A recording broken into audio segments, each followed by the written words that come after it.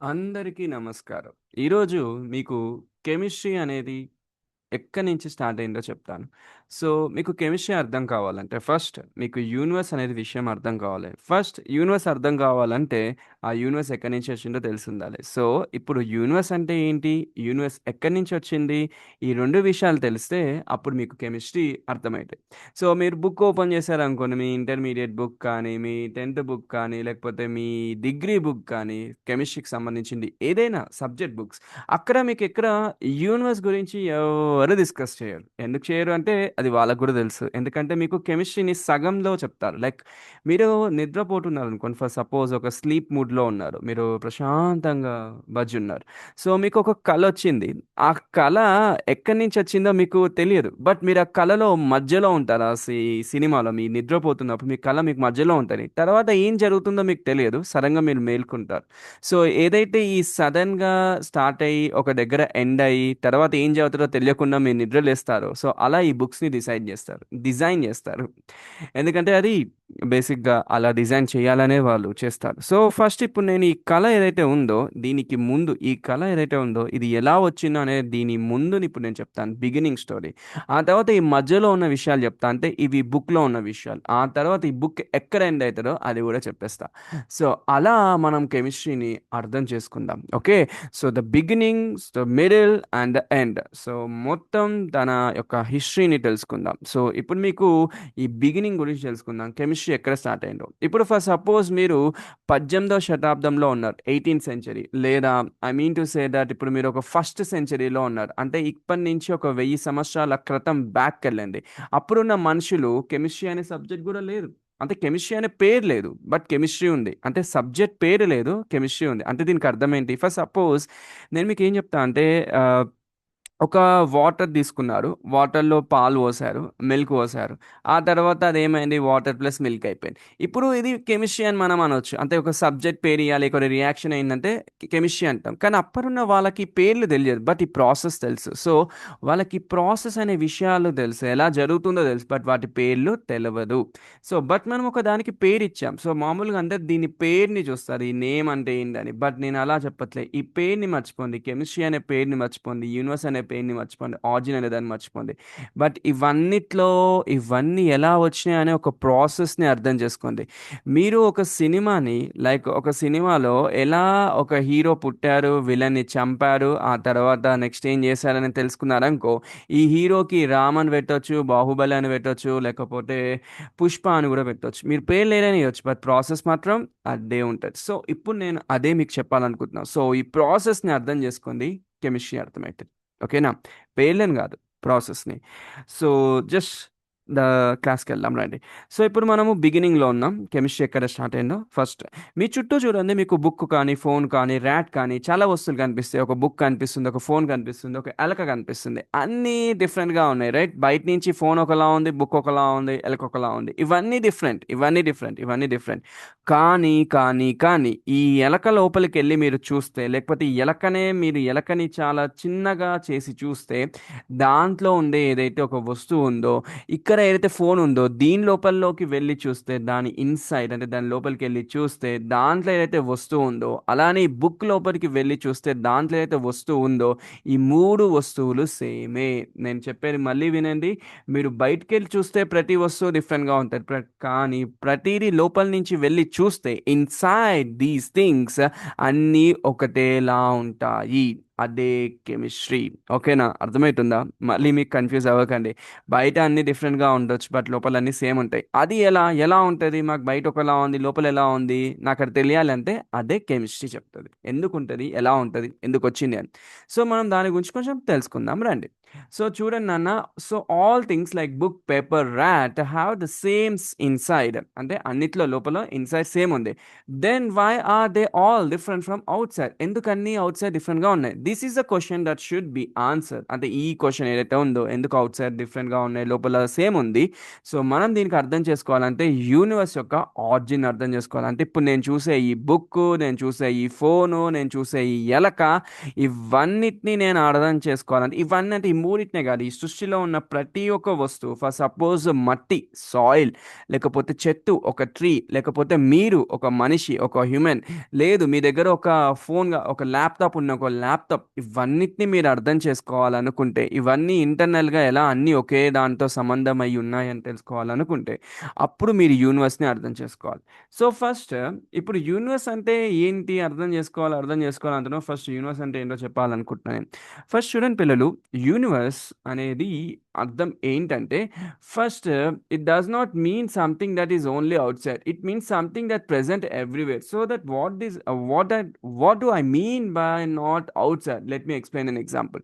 నేను ఏం చెప్తున్నా అంటే, యూనివర్స్ అంటే మీరు బయట చూసే వస్తువులే కాదు. ఫర్ సపోజ్ మీరు మట్టి చూసారనుకోండి, సాయిల్, అది యూనివర్స్ కిందికి వస్తుంది. ఫర్ సపోజ్ మీరు ఒక చెట్టును చూసారనుకోండి, అది కూడా ఒక యూనివర్స్ కిందికి వస్తుంది. ఒక పాముని చూసారనుకోండి, ఒక స్నేక్, దాన్ని కూడా యూనివర్స్ కిందికి వస్తుంది. అంటే ఈ ప్రతి వస్తువు మీరు చూసేవన్నీ యూనివర్సే. సో చూసేవన్నీ యూనివర్స్ అయితే, చూడండి ఏదైతే వస్తువు ఉందో అది యూనివర్స్ కాదా అని మీరు అడిగారు అనుకోండి, లేదు. చూసేవి ఎలాగైతే మీరు చూడగలుగుతున్నారో అవుట్ సైడ్ది, అది యూనివర్సే.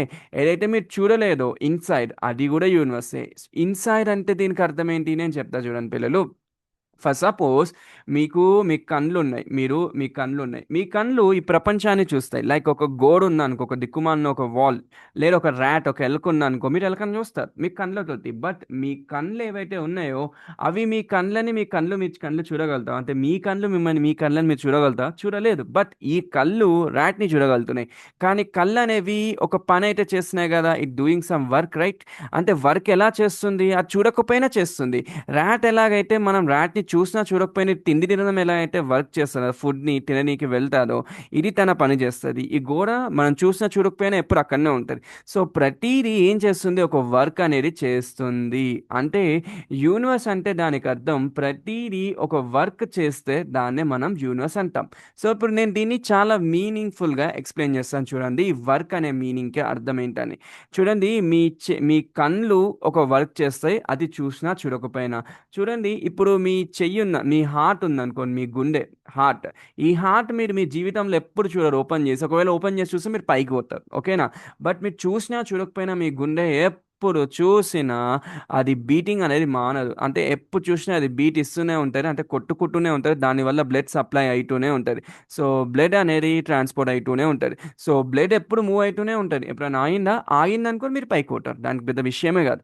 సో బ్లడ్ మూవ్ అవుతుంది, హార్ట్ బీట్ అవుతుంది, కళ్ళు వర్క్ అవుతున్నాయి. సో ప్రతిదీ వర్క్ అవుతుంది. ఆ ప్రతి వర్క్ అవుతున్న దాన్ని మనము యూనివర్స్ అంటాము.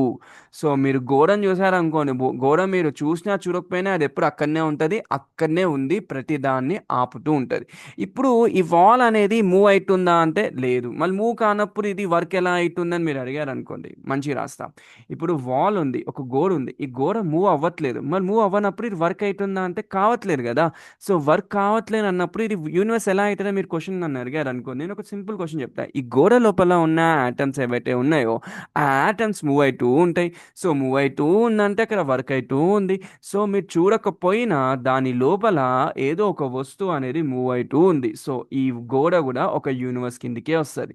సో మీరు చూసినా చూడకపోయినా ప్రతిదీ యూనివర్స్ కిందికే వస్తుంది. సో మీలో ఉన్నది, బయట ఉన్నది, ప్రపంచంలో చుట్టూ ఉన్నది అంతా ఒక యూనివర్స్. ఓకేనా, right? So if you do not have the eyes, you cannot see anything. That mean there is no universe. So no. ఇప్పుడు మీకు కళ్ళు లేవనుకుందాం, ఫర్ సపోజ్ మీకు కళ్ళే లేవనుకుందాం, అప్పుడు యూనివర్స్ లేదనుకుంటారా? ఉంటుంది కదా. ఇప్పుడు గోడ ఉంటుంది, గోడలోని ఆటమ్స్ ఉంటాయి, స్నేక్ ఉంటుంది, స్నేక్ మూవ్ అవుతూ ఉంటుంది. మీరు చూడలేనంత మాత్రాన యూనివర్స్ లేదంటారా? లేదు. చూసినా చూడకపోయినా యూనివర్స్ అనేది ఎగ్జిస్టెన్స్లో ఉంటుంది. That hand is in the universe. ఇప్పుడు చూడండి అన్న, మీకు ఒకటి చెప్తా. మీ చెయ్యి ఏదైతే ఉందో, ఈ చెయ్యి కూడా ఒక యూనివర్సే. ఈ చెయ్యి యూనివర్సే, ఈ చెయ్యి బయట ఉన్నది యూనివర్సే, ఈ చెయ్యి లోపల ఉన్నది యూనివర్సే. ఇన్సైడ్ అవుట్ సైడ్ రెండు కలిపితే కూడా యూనివర్స్. సో యూనివర్స్ అంటే ఏంటి, ఈ సృష్టిలో ఉన్న ప్రతిదీ, చూసింది చూడండి అంతా కలిస్తే యూనివర్స్ అవుతుంది. ఇది యూనివర్స్ అంటే అర్థం. అంటే ఈ ప్రతిదీ ఏదైతే మనం అర్థం చేసుకున్నాం ఇప్పటివరకి, సో ఈ ప్రతిదీ కెమిస్ట్రీకి సంబంధం ఉంది అని అర్థం. అంటే మీరు చూసింది చూడండి అంతా కెమిస్ట్రీలోనే ఉంది, ఓకేనా? సో ఇక్కడ నుంచి సినిమా స్టార్ట్ అవుతుంది. ఇప్పుడు నేను ఇంకొక పదానికి మీనింగ్ చెప్తా. ఆర్జిన్. ఆర్జిన్ అంటే ఏంటి, పుట్టుక. లైక్ ఆర్జిన్ అంటే పుట్టడం లేకపోతే ఏది. ఇప్పుడు మీరు బాహుబలి మూవీ చూసారనుకోండి బేసిక్గా, ఫస్ట్ ఒక ప్రభాస్ ఉంటారు రైట్, వాళ్ళ డాడీ. ఓకేనా? ఆ తర్వాత ఈ ఈ ఫస్ట్ ప్రభాస్కున్న డాడీకి శివుడు పుడతారు. లైక్ మన సినిమాలో బాహుబలి మూవీలో శివుని ఎత్తుకుంటారు కదా, ఆ శివుడు పుడతారు. సో ఈ శివుడు ఎక్కడి నుంచి వస్తారు? ఇలా డాడీ నుంచి. ఇలా డాడీ ఎక్కడి నుంచి వస్తారు? వాళ్ళ డాడీ నుంచి. వాళ్ళ డాడీ వాళ్ళ డాడీ వాళ్ళ డాడీ. సో ఇలా వెళ్ళారు అనుకోండి. సో దీనికి ఒక ఆర్జిన్. ఆర్జిన్ అంటే ఏంటి? ఎక్కడి నుంచి ఒక వస్తువు వచ్చింది. సో ఇప్పుడు మనం ఏం చదువుతున్నాం? ఇప్పుడు మనకేం కావాలి? మనకి కెమిస్ట్రీ అర్థం కావాలి. కెమిస్ట్రీ ఎక్కడి నుంచి వచ్చారు? కెమిస్ట్రీ అంటే ఏంటి? యూనివర్స్ని అర్థం చేసుకోవడం ప్రాసెస్ అనుకున్నాం. సో మరి యూనివర్స్ అనేది ఎక్కడి నుంచి వచ్చిందో తెలిస్తేనే కదా కెమిస్ట్రీ అర్థమవుతుంది. ఇప్పుడు యూనివర్స్ని మాత్రమే నువ్వు చదివావు అనుకో, నువ్వు చెయ్యిని మాత్రమే చదివావు అనుకో, చెయ్యిలో ఉన్న ఆటమ్స్ మాత్రమే చదివావు అనుకో, అప్పుడు అది యూనివర్స్ అవుతుందా? కాదు. ఎందుకు కాదు చెప్తున్నా తెలుసా? ఈ ఆటమ్ ఎందుకు ఈ చెయ్యిలో ఇలానే ఎందుకు ఉంది, ఇలా ఉండకుండా ఇంకోలా ఎందుకు లేదు, ఎక్స్లా లేదు, వైలా లేదు, జెడ్లా లేదు, ఇలా ఎందుకు లేదని అనుకోదు. ఓకే, ఎందుకు ఉండకూడదు? సో ఇలానే ఎందుకుంది అంటే దానికి అర్థం ఆర్జిన్ అని అర్థం. ఇప్పుడు ఇంకొక సీన్ చెప్తా. చూడండి, మీరు బాహుబలి మూవీలో హీరో శివుణ్ణి ఎత్తాలని చూస్తూ ఉంటారు ప్రతిసారి, ఇలా లిఫ్ట్ చేయాలని చూస్తూ ఉంటారు. ఎందుకు లిఫ్ట్ చేస్తారు? మామూలుగా అతని కోరిక లేదు. బట్ అలా మదర్ ఏం చేస్తారంటే, ఈ శివుడు ఏదైతే ఉందో, ఈ శివ అతను బయటికి వెళ్ళకుండా ఆపాలంటే శివునికి అభిషేకం చేస్తే చాలు అని ఒక ఆయన చెప్తే, అలా మదర్ ఏం చేస్తారు? శివుని మీద ఎప్పుడు అభిషేకం చేయడానికి ట్రై చేస్తారు. సో శివునికి ఇది నచ్చక, అదే మన బాహుబలికి ఇది నచ్చక శివుని తీసుకెళ్ళి వాటర్ ఫాల్ కింద పెట్టేస్తారు. సో ఇక్కడ ఒక ప్రాసెస్ జరగాలంటే ఇక్కడ ఒక ప్రాసెస్ స్టార్ట్ అవ్వాలి. ఈ ప్రాసెస్ స్టార్ట్ ఎందుకయింది? ఇక్కడ శివ వల్ల, అంటే శివుడి వల్ల. ఏం చేశారు?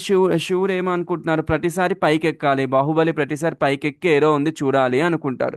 ఇది ఆపాలంటే అలా మదర్ ఇది చేస్తుంది. సో ఇలా మదర్ చేస్తున్న దాన్ని ఆపనీకి శివుడు వెళ్ళి ఆ వాటర్ ఫాల్లో పెట్టాడు. సో ఇది స్టార్ట్ అవ్వాలంటే ఇతను ఏదో చేస్తున్నారు. So all are circle. మీకు మళ్ళీ చెప్తున్నా చూడండి, ఒక వస్తువు ఇక్కడ ఉందనుకోండి ఈరోజు.